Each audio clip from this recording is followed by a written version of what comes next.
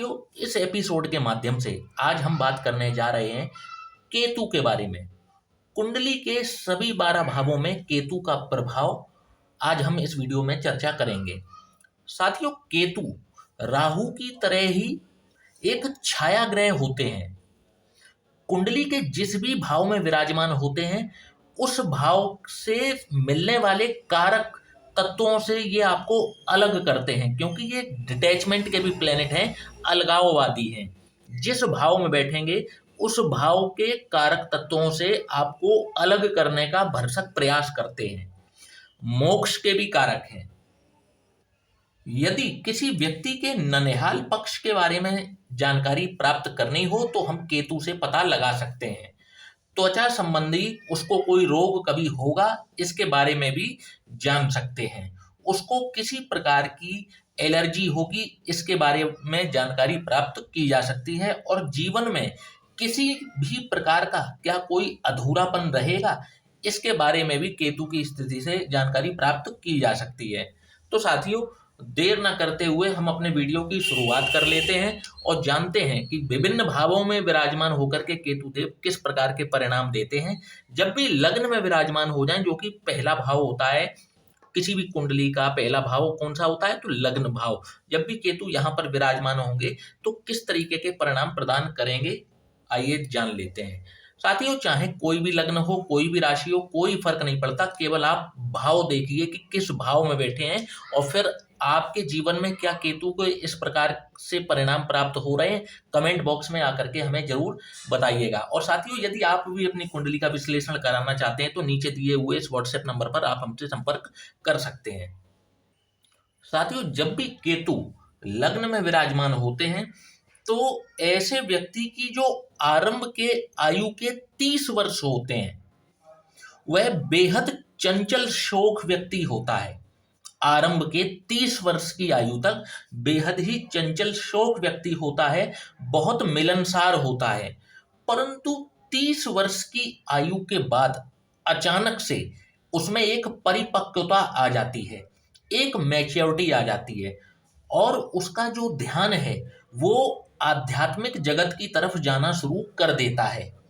ईश्वर, मोक्ष, धर्म, इस प्रकार के बिंदुओं की खोज में ऐसा व्यक्ति लग जाता है और उसको सोचना पड़ता है कि कहीं मुझे एक ऐसा गुरु मिल जाए जो मुझे इन सब बातों का उत्तर दे सके।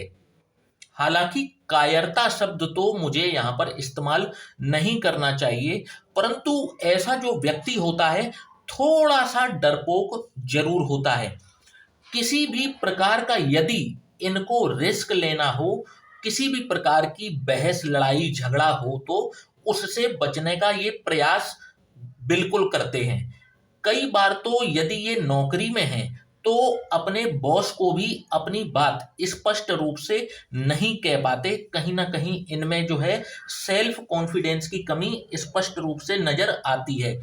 त्वचा संबंधी कोई रोग होता है और उससे संबंधित कोई ना कोई निशान इनके शरीर पर आप अवश्य देख सकते हैं, वो भी स्थायी तौर पर। साथियों, बात करेंगे यदि केतु धन, कुटुंब और वाणी यानी कि द्वितीय भाव में विराजमान हो जाएं तो किस प्रकार के परिणाम देते हुए देखे जाते हैं। तो आप देखेंगे कि ऐसा व्यक्ति जिसके केतु द्वितीय भाव में विराजमान है, किसी का भी इंतजार करना पसंद नहीं करता। इनको अगर ये कह दिया जाए कि आप इंतजार करें तो इनके लिए वह कार्य दुनिया का सबसे मुश्किल कार्य होता है। यदि ये सरकारी नौकरी में हैं तो इनको इतने ज्यादा झंझट आते हैं कि कई बार तो ये सरकारी नौकरी से त्याग पत्र देने के बारे में भी विचार करने लगते हैं। यदि ये व्यापारी भी हैं तो टैक्स, शुल्क, सरकार से किसी न किसी प्रकार की इनकी तनातनी सदैव ही चलती रहती है। इनके माता पिता इनको अच्छी परवरिश, बहुत अच्छे संस्कार देते हैं, परंतु ये उन संस्कारों को लागू करने में विफल हो जाते हैं और इनकी असफलता का एक कारण ये भी होता है श्वसन तंत्र से संबंधित किसी न किसी प्रकार की एलर्जी यहाँ पर बैठे हुए केतु इनको अवश्य दे देते हैं। साथियों बात करेंगे यदि केतु तृतीय भाव जो कि आपके पराक्रम का भाव है जब भी यहाँ पर विराजमान हो तो कैसा परिणाम दिखाएंगे। तो आप देखेंगे कि ऐसा व्यक्ति प्रकृति से उल्टे कार्य करता है। जब वह विद्यार्थी जीवन में होता है तो वह रात भर जाग करके पढ़ाई करेगा, दिन भर सोएगा, और जब प्रोफेशनल लाइफ में होगा तब भी वह इसी प्रकार का कोई कार्य करेगा जिसमें उसको रात को जाग कर कार्य करना पड़े। कहने का अर्थ है इनको प्रकृति से उल्टे चलने में एक अजीब सा मजा आता है, और यही कारण है कि इनकी जो बॉडी क्लॉक है वह गड़बड़ हो जाती है और एसिडिटी इनकी भयानक स्तर तक जा सकती है। पराशक्तियों में ये विश्वास करने लगते हैं और कई बार गलत संगत में पड़ते हुए भी इनको देखा जाता है। इनका जो बचपन है थोड़ा अभाव में बीतता है, मतलब संसाधन बहुत ज्यादा उपलब्ध नहीं रहते हैं, थोड़ी कमी रहती है इनके बचपन में, परंतु आगे चल करके ये स्वयं अपने बलबूते पर सब कुछ अचीव कर लेते हैं। साथियों बात करेंगे जब भी केतु चतुर्थ भाव में विराजमान हो जाएं, जो कि माता का भाव है, सुखों का भाव है, भूमि भवन वाहन, आपके घरेलू एनवायरमेंट का भाव होता है। जब भी केतु यहाँ पर विराजमान होते हैं तो आप देखेंगे कि ऐसा व्यक्ति जो है वाचाल होता है, इसको बहुत ज्यादा बोलने की सदैव इच्छा होती है और इनकी अपनी बोली और भाषा पर स्वयं का कोई कंट्रोल नहीं हो पाता। आप ऐसे व्यक्ति को कभी भी अपना कोई राज बिल्कुल मत बताइएगा, क्योंकि इनके पेट में कोई भी बात नहीं पचती। 30 से लेकर के 40 वर्ष की आयु जो कि बहुत ही कार्यशील अवस्था की आयु होती है, इनमें से भी तकरीबन 3 से 4 साल हो सकता है इनको कार्यहीन रहना पड़े, बेरोजगार रहना पड़े। इनकी दूसरों से बहुत ज्यादा नहीं बनती, थोड़े समय के लिए इनकी किसी से बनेगी, फिर उससे कोई वाद विवाद हो जाएगा और जो है वो बातचीत जो है वो धरी की धरी रह जाएगी या जल्दी समाप्त हो जाती है। माता से वैचारिक मतभेद होते हुए देखे जाते हैं और आपको कहीं ना कहीं यहाँ पर विराजमान केतु घर से बहुत दूर जा करके ही सफलता देते हैं, और यदि आप अपने घर पर वापस चले आए तो दुर्भाग्य आपको पुनः घेर सकता है। यदि आप अपने जो घर है, जहाँ अपने जन्म स्थान है, वहां से दूर चले जाएं और वहां पर अपने रोजगार को तलाशें जा करके, तो आपको ज्यादा अच्छी सफलता प्राप्त होती है। साथियों बात करेंगे यदि केतु किसी के पंचम भाव में विराजमान हो जाएं, जो कि शिक्षा का भाव है, आपके संतान का भाव है, तो किस प्रकार के परिणाम आपको देते हुए दिखते हैं।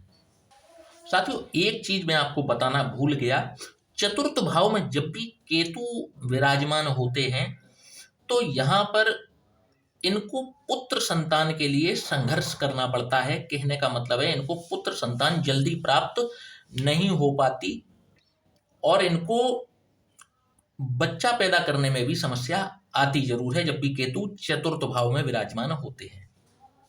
साथियों जब भी केतु पंचम भाव में विराजमान होते हैं तो आप देखेंगे कि ऐसे व्यक्ति को कार्य को टालते रहने की आदत होती है। और कब करते हैं ये उस कार्य को? जब उसकी लास्ट डेट होगी या फिर इनके जान पर बनाएगी या नौकरी पर बनाएगी, तब जाकर के ये उस कार्य को करते हैं। हवाई किले बनाने में माहिर होते हैं, दूर की फेंकने में, हवाई किले बनाने में इनको जैसे इन्होंने पीएचडी कर रखी हो, और अपने बॉस तक को ये हवाई किलों के माध्यम से कई बार मूर्ख बनाते हैं। इन्हें समझना आसान नहीं होता, कभी ये झूठ बोल रहे हैं, कभी ये सच बोल रहे हैं, ये समझना लगभग लगभग नामुमकिन सा हो जाता है। साथियों बात करेंगे जब भी केतु त्रिक भाव जो कि रोग रिपू ऋण का भाव है, छठवां भाव है, जब भी केतु यहाँ पर विराजमान होंगे, आप देखेंगे कि ऐसे व्यक्ति का जो पाचन तंत्र होता है बहुत ही खराब रहता है। ऐसे व्यक्ति को आप देखेंगे दिन भर आपको लगेगा कि किसी न किसी प्रकार से ये किसी न किसी व्यक्ति से बहस करते हुए नजर आते हैं। ऐसा कोई दिन नहीं जाता जिस दिन इन्होंने किसी से बहस ना की हो। हालांकि यहाँ पर बैठे हुए केतु इनको थोड़ा सा आकर्षक व्यक्तित्व का धनी जरूर बनाते हैं, पर्सनैलिटी इनकी थोड़ी सी सुंदर होते हैं, देखने में अट्रैक्टिव पर्सनैलिटी होती है। और किसी भी प्रकार की कोई नज़र भी होगी ना तो इनको बहुत जल्दी ही इनको नज़र लग जाती है। खर्च करने में थोड़े से कंजूस होते हैं, परंतु कंजूस होने के बावजूद इनकी जो आर्थिक तंगी है वह लगातार चलती ही रहती है। साथियों, बात करेंगे यदि केतु सप्तम भाव में विराजमान हो जाए तो किस प्रकार के परिणाम देंगे। तो साथियों, सप्तम भाव जो कि रिलेशनशिप का भाव है, जब भी केतु देव यहाँ पर विराजमान होते हैं तो ये कोई अच्छा संकेत नहीं है। यदि ये व्यक्ति बिना कुंडली मिलान करे ही विवाह कर लेते हैं तो इनके दाम्पत्य जीवन में विचार युद्ध अवश्य ही होते हैं और कथित तौर पर ऐसी स्थिति निर्मित हो जाएगी कि केवल सोसाइटी को दिखाने के लिए ये उस रिश्ते को निभाते चले आ रहे हैं। यदि मामला ज्यादा बिगड़ता है तो कई बार ये ससुराल पक्ष से ब्लैकमेल होते हुए भी देखे जाते हैं। साथियों, जब भी केतु अष्टम भाव में विराजमान हो जाएं, जो कि रहस्यों का भाव है, आपके गूढ़ शास्त्रों का, गूढ़ विद्याओं का भाव है, रिसर्च का भाव है, जब भी केतु यहाँ पर विराजमान होते हैं तो आप देखेंगे कि ऐसे व्यक्ति को लगभग लगभग 40 वर्ष की आयु तक जीवन में किसी प्रकार का स्थायित्व, स्टेबिलिटी नहीं मिल पाती, चाहे पर्सनल लाइफ हो चाहे प्रोफेशनल लाइफ हो। और ऐसा व्यक्ति अपने दोषों को कभी देख नहीं पाता और दूसरों के दोषों को देखने में इन्हें महारत हासिल होती है। गलत संगत को ये स्वयं खुद पल्लवित करते हैं, पोषित करते हैं, मतलब इनको गलत संगत में जाने में बड़ा मजा आता है तो उसको ये पल्लवित करते हैं, पोषित करते हैं। और जब गलत संगत इनके लिए आत्मघाती बन जाती है तब सिवाय पछतावे के लिए इनके पास कुछ भी शेष नहीं रह जाता। साथियों, जब भी केतु नवम भाव जो कि आपके भाग्य का भाव है, जब भी यहाँ पर विराजमान होंगे तो आप देखेंगे कि ऐसा व्यक्ति प्लानिंग तो बहुत बढ़िया करेगा। उसकी जो प्लानिंग को आप यदि कागज पर लिखा देख लें तो आप भी उसकी प्लानिंग के मुरीद हो जाएंगे, परंतु जब भी उस प्लानिंग को इम्प्लीमेंट करने को कहा जाए तो बस तभी इनकी सारी की सारी हवा निकल जाती है। तो कहने का मतलब है, ऐसा व्यक्ति प्लानिंग बहुत अच्छी करेगा। कागज पर अगर आप इनकी प्लानिंग को देखेंगे, इन्होंने जो प्लानिंग लिख करके दी है, आप मुरीद हो जाएंगे, इनके फैन हो जाएंगे। परंतु जब उस प्लानिंग को जब आपने कहा कि अब इसको इम्प्लीमेंट करके दिखाओ तो इनकी सारी हैकड़ी, सारी हवा निकल के रह जाती है। परिश्रम से, मेहनत से इनको बहुत ज्यादा डर लगता है।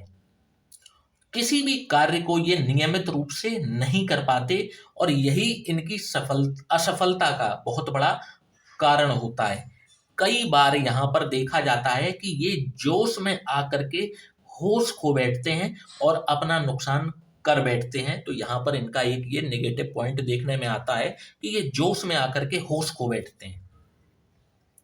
साथियों, यदि बात की जाए केतु देव दशम भाव में विराजमान हो जाएं, जो कि कर्म का भाव है, सबसे पहली चीज आपके जो नौकरी है, कभी भी ये यहाँ पर स्थायी नहीं रहने देते। यदि आप नौकरी में हैं तो बार बार नौकरी का छूट जाना, ये यहाँ का सबसे बड़ा ड्रॉबैक है कि आपको स्टेबिलिटी, स्थायित्व अपने वर्किंग प्लेस पर कभी भी नहीं मिल पाती। जैसे ही आप कहीं पर कार्य करना शुरू करेंगे, शुरू करने से पहले वहां छूटने की तैयारी पहले हो जाती है। इनके अपने पिता से मामूली नहीं घोर विवाद होंगे।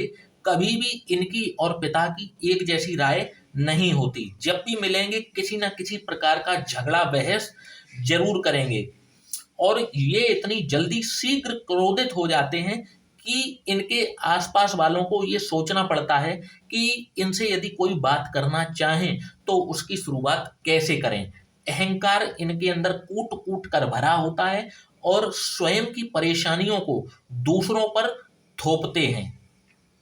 जब ये परेशान होते हैं तो ये सोचने लगते हैं कि मैं अकेला ही क्यों परेशान रहूं, क्यों ना मैं सबको साथ में परेशान कर दूं।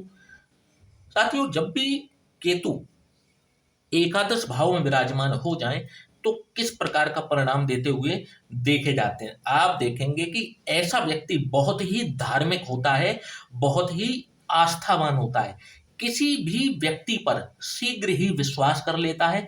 अगर इनको दानवीर कहा जाए तो कोई भी बात यहाँ पर गलत नहीं होगी। स्किन और श्वसन तंत्र से संबंधित, कहने का मतलब है नर्वस सिस्टम और त्वचा से संबंधित कोई ना कोई एलर्जी यहाँ पर इनको जरूर रहती है। जीवन का कोई एक बहुत ही महत्वपूर्ण कार्य इनका अवश्य अधूरा रह जाता है, उससे पहले ही ये दुनिया से विदा ले लेते हैं। इनकी कोई बहुत महत्वपूर्ण इच्छा इनकी अधूरी रह जाती है। साथियों, बात करेंगे यदि केतु द्वादश भाव में विराजमान हो जाएं तो किस प्रकार के परिणाम आपको दिखाएंगे। तो आप देखेंगे कि ऐसा व्यक्ति ननिहाल से बहुत ज्यादा निकट होता है। ननिहाल में ज्यादातर समय ऐसे व्यक्ति का बीतता है, उसका लगाव यहाँ पर बहुत ज्यादा होता है। साथ ही ऐसा व्यक्ति जो है वो भ्रमण करने का बहुत शौकीन होता है, ट्रेवल करने का बहुत शौकीन होता है। इनको नए नए स्थानों पर जाना, नए नए लोगों से बातचीत करना बहुत ही पसंद होता है। और ये किसी न किसी प्रकार का, इसी प्रकार का प्रोफेशन भी अपना लेते हैं जहां पर इनको बहुत ट्रेवल करना पड़े, जैसे सेल्स की जो काम होते हैं, ट्रेवलिंग के, टूर के, टूरिज्म इंडस्ट्री में इस प्रकार के कोई इंपोर्ट एक्सपोर्ट का काम जहां इनकी खूब ट्रेवलिंग हो, ऐसे कार्य को ये पसंद निश्चित तौर पर करते हैं। और यदि बात की जाए धन के मामले की, तो 2 नंबर का धन ऐसा व्यक्ति जरूर प्राप्त करता है, परंतु आगे चल करके इनको न्यायालय में उसकी सफाई देनी पड़ जाती है। मतलब आप देखेंगे कि 2 नंबर का धन ये इतना अर्जित कर लेंगे कि हो सकता है कई बार इनकम टैक्स के चक्कर में, कोर्ट कचहरियों के चक्कर में इनको चक्कर लगाने पड़ जाएं, उसकी सफाई इनको देनी पड़ जाए। और ये कई बार इसी कारण से प्रपंच में फंस जाते हैं, तो इनको यहाँ पर ऐसे कार्य करने से बचने की सलाह दी जाती है। साथियों, आशा करता हूं कि आज का आपको ये एपिसोड केतु देव के ऊपर पसंद आया होगा। तो वीडियो में कमेंट बॉक्स में जाकर के कमेंट जरूर कीजिएगा। और यदि आपको वीडियो हमारे पसंद आते हैं तो वीडियो को लाइक और चैनल को सब्सक्राइब जरूर कीजिए, जिससे कि हमारे वीडियोस आप तक अति शीघ्र पहुंच सकें। धन्यवाद। जय श्री राम।